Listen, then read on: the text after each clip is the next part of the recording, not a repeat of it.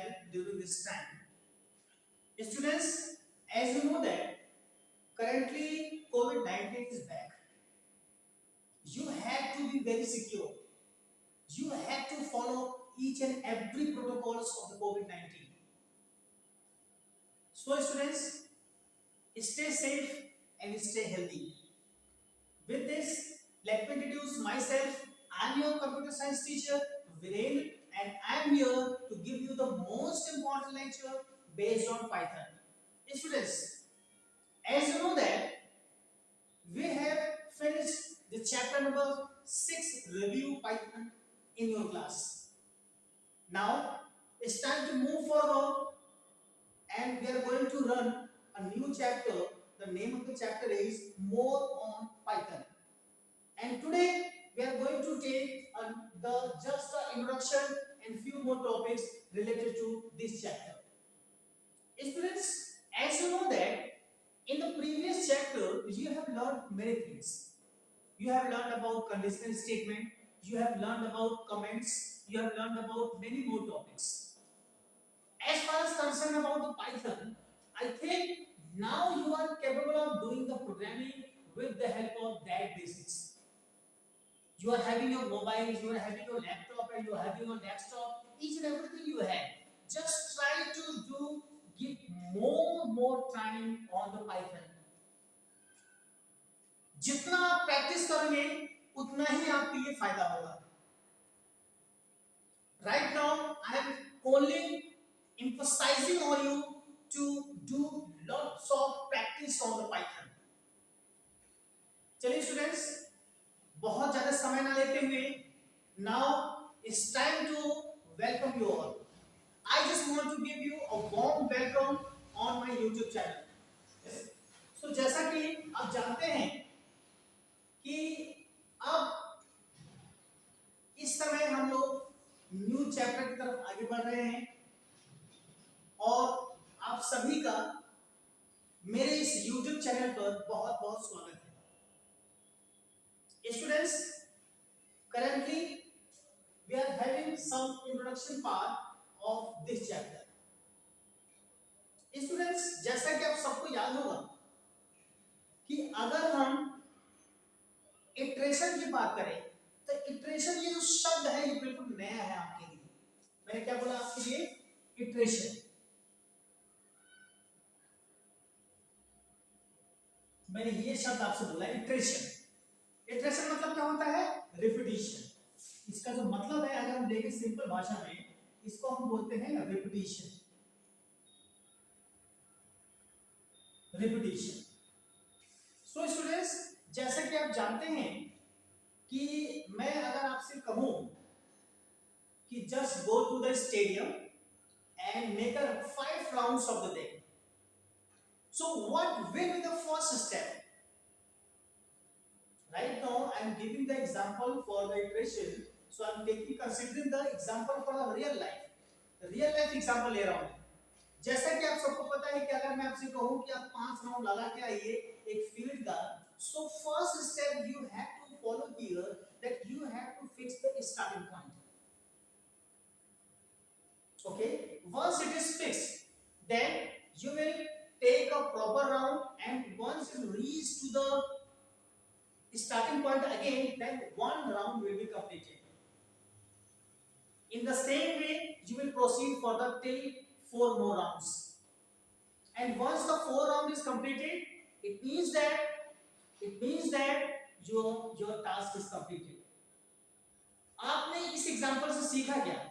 आपने इस एग्जांपल से ये सीखा कि जब आप यहाँ पर राउंड ले रहे हैं तो इस इनिशियल पोजीशन है वो आपने फिक्स कर दिया, और जब आपने इनिशियल पोजीशन को फिक्स कर दिया तो इनिशियल पोजीशन फिक्स करने के बाद उसके बाद आप राउंड लेना है. यानी कि आपको यहाँ पता है कि कितनी बार आपको राउंड लेना है. If you apply the same concept into the Python, then what is happening here? You have to define the initial value, and then you are knowing about how much repetition of the particular instruction is going on. Right? So students, right now what you will do here? By using the iteration, then conclusion is here. If you want to repeat the particular statement in several times, okay, and the count of that statement, whatever the repetition you want, that repetition is already you know. 5 बार करना है, 10 बार करना है, ये आप पहले ही define कर दोगे आप। और जब तक कंडीशन ट्रू है, यानी कि आपने एक कंडीशन दे रखी है, जब तक वो कंडीशन ट्रू है तब तक आप यहाँ वो स्टेटमेंट को रिपीट करवाते ही रहेंगे। अगर आपको 10 बार रिपीट कर, तो हमने लिखा है यहाँ पर कि अगर इससे लेस होगा तभी वो आपका प्रोसेस आपको बढ़ता जाएगा, वो आपका रिपीटिशन होता जाएगा। ठीक है, ये जस्ट एक ओवरव्यू है आपका यहाँ पर, जिससे कि हम ये समझेंगे कि यहाँ रिपीटिशन या इटरेशन होता क्या है। So if you want to do the iteration, you have to follow only 2 things in the Python. Python में केवल 2 ही चीजें होती हैं जिसका आप यूज करोगे।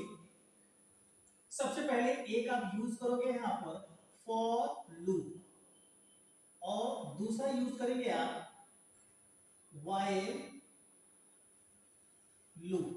ये 2 चीजें आप यहाँ पढ़ेंगे इस चैप्टर में। ठीक है, चलिए। So students, now it's time to move forward, and after moving, just we are having the basic concept of the iteration. ठीक है, so first of all we are considering here the iterative statement. Our topic is, अब जो हम जो topic लेने जा रहे हैं वो है हमारा टॉपिक इटरेटिव स्टेटमेंट। ठीक है, इस टॉपिक को हम लेने आ रहे हैं। तो इटरेशन का मतलब तो मैंने आपको बता दिया है। Okay, now we are going to have the statement, iterative statement. So iterative statement का मतलब क्या हुआ? Whatever the statement you want to repeat, you are knowing about the how many repetition you want. That particular statement is known as iterative statement. ठीक है, उस statement को हम क्या बोलेंगे? इटरेटिव स्टेटमेंट हम बोलेंगे यहाँ। ओके, चलिए अब हम क्या करते हैं, यहाँ पर जो इसका सिंटेक्स है किस तरीके से यूज करेंगे वो प्रॉपर तरीके से मैं आपको डिफाइन कर देता हूँ। ओके, इटरेटिव स्टेटमेंट को समझने के लिए एक छोटा सा फ्लो चार्ट है, मैं उसको समझाने जा रहा हूँ आपको। सबसे पहले क्या किया आपने, अपने टास्क को कंप्लीट करने के लिए स्टार्ट किया। जब आपने स्टार्ट किया, स्टार्ट करने के बाद आपने सबसे पहले वैल्यू को इनिशियलाइज किया, वैल्यू को इनिशियलाइज किया। जैसे कि मैंने आपसे बोला 5 राउंड्स आपने वो स्टार्ट करना है, तो उसी तरीके से अब आपको यहाँ पर एक वैल्यू है, उस वैल्यू को क्या करना होगा? आपको इनिशियलाइज करना होगा। ठीक है, तो मैंने इनिशियल वैल्यू ले लिया है 0। अब ये सब मैं क्यों बता रहा हूँ आपको? ये सब मैं आपको इसलिए बता रहा हूँ आपको ताकि आप यहाँ पर इस फ्लोचार्ट के हेल्प से आप सिंटैक्स और जो डिटेल्स हैं वो चीजें आपको समझ में आ जाए। ठीक है, तो अब आपने क्या किया, c की वैल्यू आपने यहाँ इनपुट कर दिया। अब यहाँ पर एक कंडीशन में दे दिया, कंडीशन क्या दिया यहाँ पर कि is the number of rounds is equal to और ग्रेटर देन 5। मतलब क्या हुआ कि जो आपने कंडीशन ली है कि क्या वो जो नंबर ऑफ राउंड्स आप ले रहे हैं, फील्ड के जो 5 राउंड ले रहे हैं, क्या वो 5 से ज्यादा है या 5 के बराबर है? क्योंकि आपको जो टास्क दिया गया 5 राउंड आपको लेना है।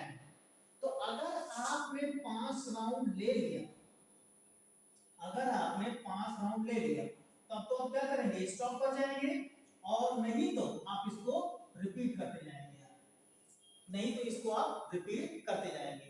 तो जस्ट ये ओवरव्यू है आपका, और उस ओवरव्यू में आप ये समझने की कोशिश कर रहे हैं कि यहाँ पर एक जो टास्क आपको दिया गया, number of repetition of the instructions का, वो आपका एक इनिशियल वैल्यू की जरूरत पड़ती है आपको, फिर आपको एक कंडीशन की जरूरत पड़ती है, और कंडीशन के बाद एक आपको स्टेप वैल्यू की जरूरत पड़ती है आपको।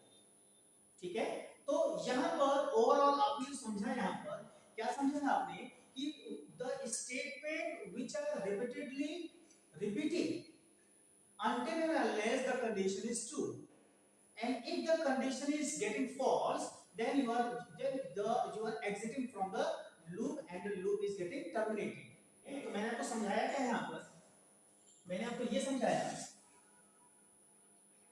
कि जो इटरेटिव स्टेटमेंट है, iterative statement, iterative statement, in this particular statement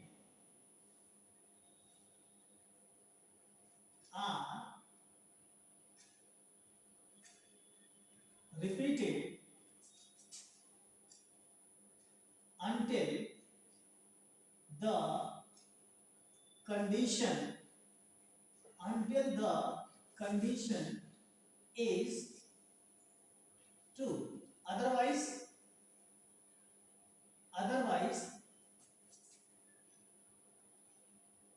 loop is terminated। ठीक है, ये आपका इटरेटिव स्टेटमेंट का मतलब है। इटरेटिव स्टेटमेंट का मतलब, in this particular statement are repeated until the condition is true, otherwise loop is terminated। so अब हम बात करते हैं कंटेंट्स की। Contents of repetitive statement, repetitive statement. तो अब आपको याद है कि जो कंटेंट्स की हम बात कर रहे हैं, कौन कौन से पार्ट्स के हों इसके अंदर शामिल होंगे, वो मैं आपको बताने जा रहा हूं कि जब आप सिंटेक्स है, सिंटेक्स को कैसे लिखेंगे, कैसे यूज करेंगे, इसकी बात कर रहे हैं।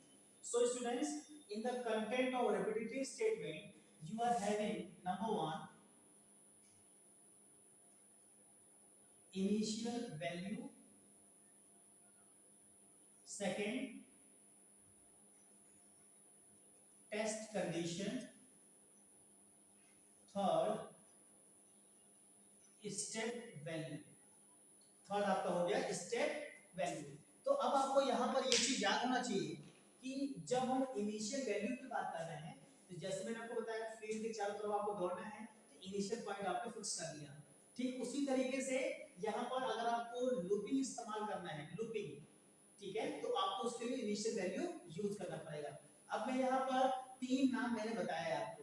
Number 1 iterative statement, number 2 repetitive statement and number 3 looping. तीनों एक ही है, अलग अलग नहीं, बस इसका नाम अलग अलग है। मैं एक बार फिर से बता देता हूँ आपको,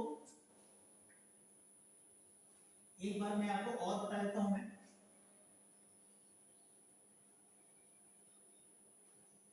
इटरेटिव स्टेटमेंट,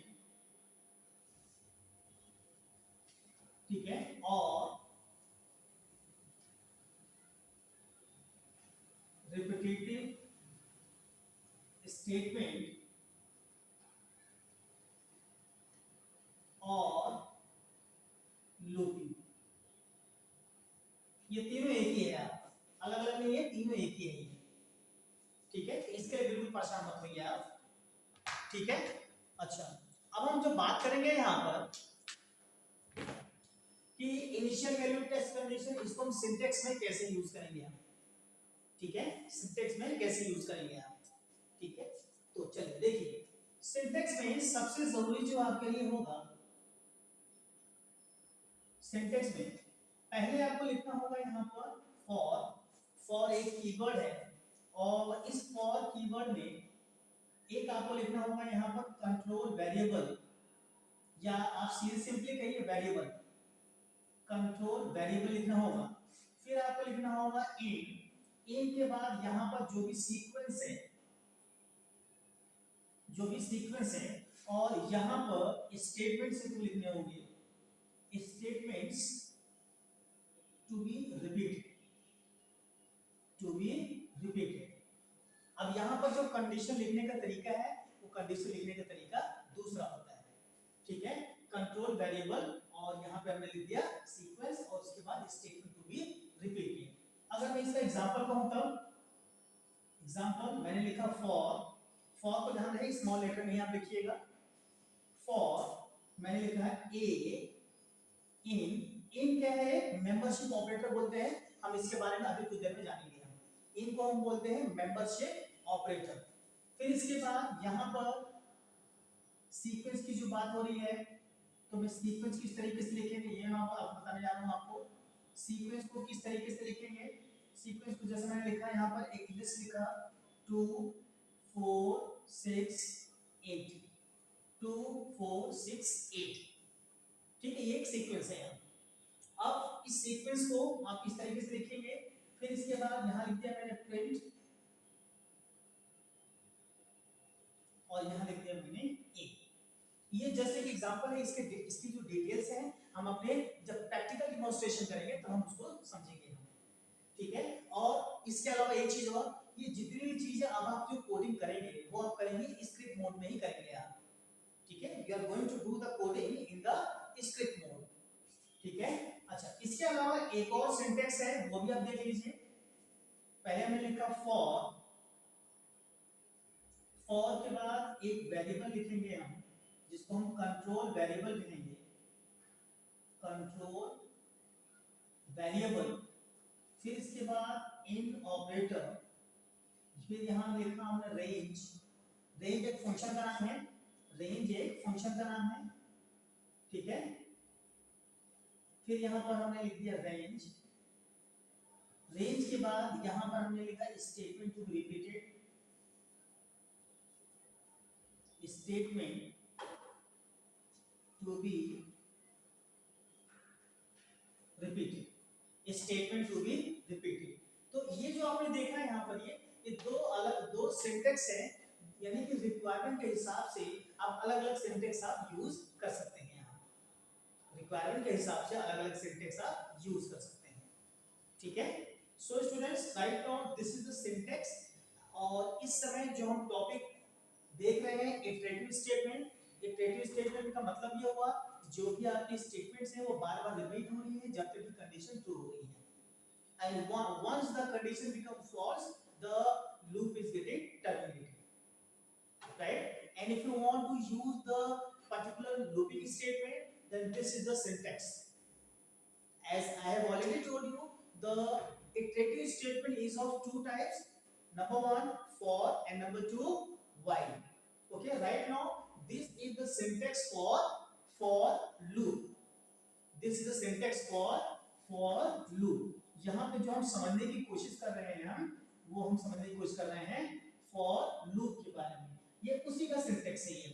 for loop के फिनिश होने के बाद हम आएंगे while loop में। अच्छा, इतनी सारी चीजें हो गई हैं, और इतनी सारी चीजें होने के बाद यहाँ पर for loop का एक नाम है, इसको हम बोलते हैं डेफिनिट लूप। मतलब क्या हुआ, यहाँ पर अब आपको नंबर ऑफ रिपीटिशन यानी जितनी बार आपको रिपीट करना है उसका जो लॉजिक है, उसका जो आपका काउंट है वो आपको पता है, इसलिए आपने फॉर लूप यहाँ पर यूज किया है, ठीक है। अगर आपको फॉर लूप में किसी स्टेटमेंट को 10 टाइम्स रिपीट करना है तो आपको ये पता है आपको, और उस चीज को यहाँ मेंशन करेंगे आप, ठीक है। चलिए स्टूडेंट्स, अब हम आगे बढ़ते हैं, और आगे बढ़ने के साथ कुछ एक प्रोग्राम्स भी देख लेते हैं हम लोग। ओके स्टूडेंट्स, अब हम कुछ इंपॉर्टेंट चीजों को समझ लेते हैं। जैसे कि सिंटेक्स बताते समय मैंने एक वर्ड की चर्चा की थी, वो है word control variable.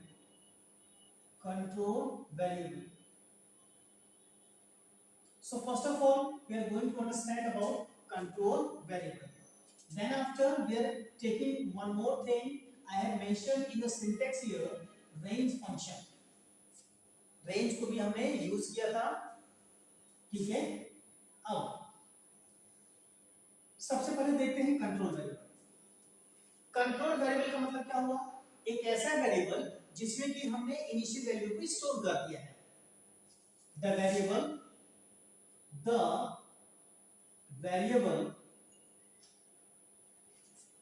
in which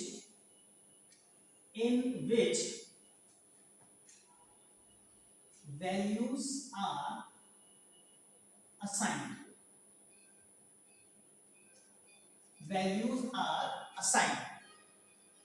ठीक है। तो यहां पर आप क्या कर रहे हैं, आप एक ऐसे वेरिएबल की बात कर रहे हैं जिसको वैल्यूज असाइन हो रही है, या फिर आप इसको कह सकते हैं स्टोर हो रही है। and that will use to control the iteration in the looping एक ऐसा वेरिएबल जिसको हम कुछ वैल्यूज दे रखे हैं, जितनी वैल्यू आप दे रहे हैं, इनिशियलाइज कर रहे हैं आप, उतनी ही वैल्यू आप उसको प्रॉपर तरीके से दे रहे हैं और जितनी वैल्यू आप देंगे आप उतनी बार उसको रिपीट करने की कोशिश करेंगे आप। ठीक है, तो इटरेशन करने के लिए इनिशियल जो कंट्रोल वेरिएबल है जरूरी है क्योंकि वही उसको कंट्रोल करता है। ठीक है, तो मैंने आपको फॉर लूप में उसका मैंने जो स्टेटमेंट है वो किस तरीके से यूज करना है वो मैंने आपको बता दिया था। अब हम बात करते हैं रेंज की। रेंज का मतलब क्या हुआ? It provide a sequence of list. Range function से क्या होगा? आपको एक सीक्वेंस मिलेगा। अब इस रेंज फंक्शन में टोटल होती है 3 चीजें। Number 1 initial value, number 2 and value और तीसरा हमारा होता है स्टेप वैल्यू। जैसे मैंने लिखा है यहाँ पर x इक्वल टू 10, ये क्या हो गया हमारा इनिशियल वैल्यू। अगर हमने लिखा है x इक्वल टू 20, 10 से लेकर 20 तक आपका ये चलेगा। ठीक है, ये हो गया एंडिंग वैल्यू। स्टेप वैल्यू मतलब मैंने दे दिया 2। ठीक है, तो आप बाय डिफॉल्ट आपको 1 रहता है और यहाँ पे हम 1 से ज्यादा दे सकते हैं। फॉर एग्जांपल मैंने यहाँ लिखा रेंज इक्वल टू 10, 20 और 2। तो जब आप इतने को रन करेंगे आप तो आपको जो आंसर मिलेगा वो इस तरीके से मिलेगा। 10 स्टार्टिंग वैल्यू, ये इंक्लूड करना है आपको, ये स्टार्टिंग वैल्यू हो जाएगी। 10 के बाद आपको मिलेगा 12, 14, 16, 18 और जो लास्ट वैल्यू वो आपको स्किप करना है, लास्ट वैल्यू कंसीडर नहीं होती है। अब यहाँ पे ये जो आपका बना हुआ है ये लिस्ट है, तो लिस्ट को हमेशा स्क्वायर ब्रैकेट में इस तरीके से आप करेंगे। ठीक है, तो यहाँ पर अगर आपने रेंज इस तरह से लिखा हुआ है इसका मतलब ये है। ठीक है, और ये जो स्टेप वैल्यू है वो स्टेप वैल्यू का मतलब क्या हुआ? ये जो स्टेप वैल्यू है इसका मतलब क्या हुआ? वैल्यूज will be incremented और डिक्रीमेंटेड। जो वैल्यू होगी या तो इंक्रीमेंट होगी या तो डिक्रीमेंट होगी। ठीक है, अच्छा, तो ये हो गया आपका रेंज के बारे में। अब आपका जो फॉर लूप है वो हम यूज कैसे करते हैं?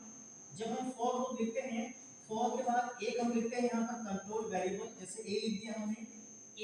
इन एक ऑपरेटर है, यहाँ पर इन क्या है? ऑपरेटर है और जिसका नाम है मेंबरशिप ऑपरेटर। फिर इसके बाद हमने लिखा है रेंज, फिर इसके बाद लिखा है हमने रेंज, तो रेंज यहाँ लिख दिया 10, 20 और यहाँ मैंने लिख दिया 2।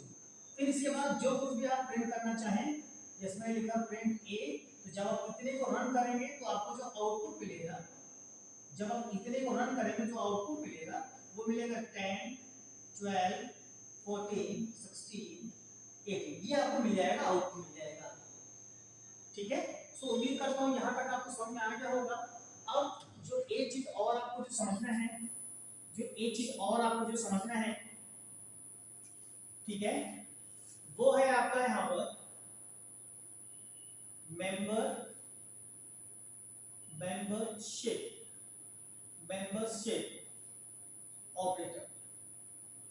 Membership operator.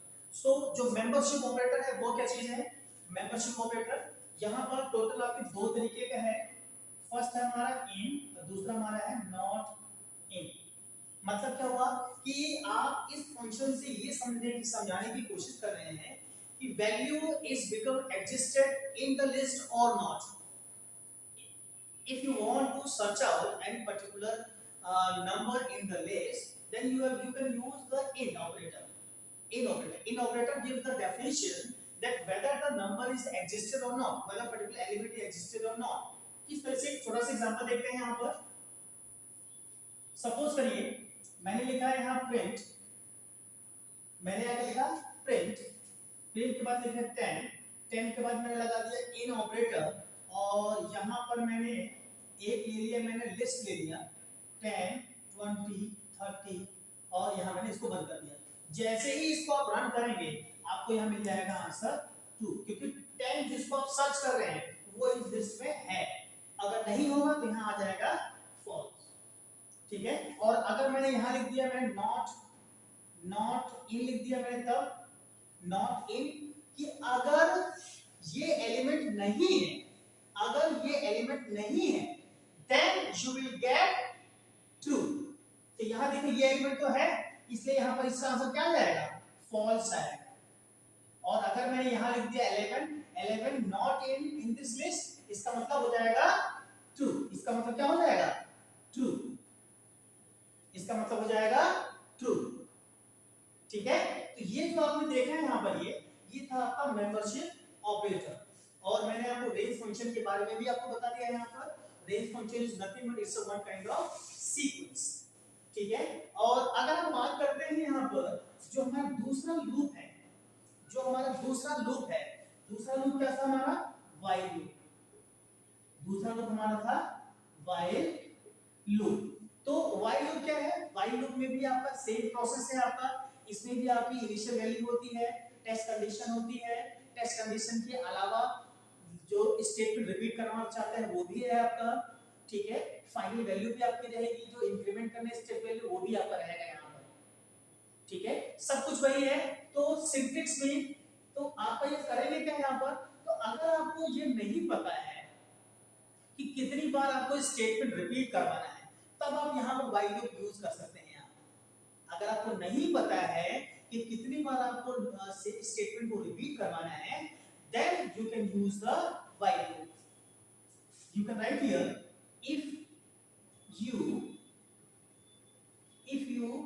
don't know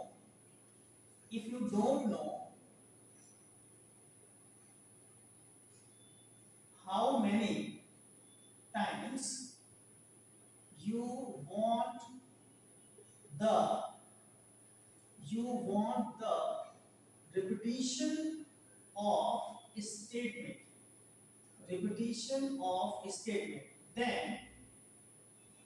then you can use while loop. ठीक है. इसका जो सिंटैक्स है वो क्या हो सकता है, सिंटैक्स में सबसे पहले हम लिखेंगे यहाँ पर इनिशियल वैल्यू, फिर इसके बाद व्हाइल कीवर्ड लिखेंगे, व्हाइल कीवर्ड के अंदर आप लिखेंगे कंडीशन, फिर इसके बाद स्टेटमेंट्स, फिर इसके बाद इंक्रीमेंट यानी कि स्टेप वैल्यू देंगे यहाँ पर, इंक्रीमेंट या डिक्रीमेंट.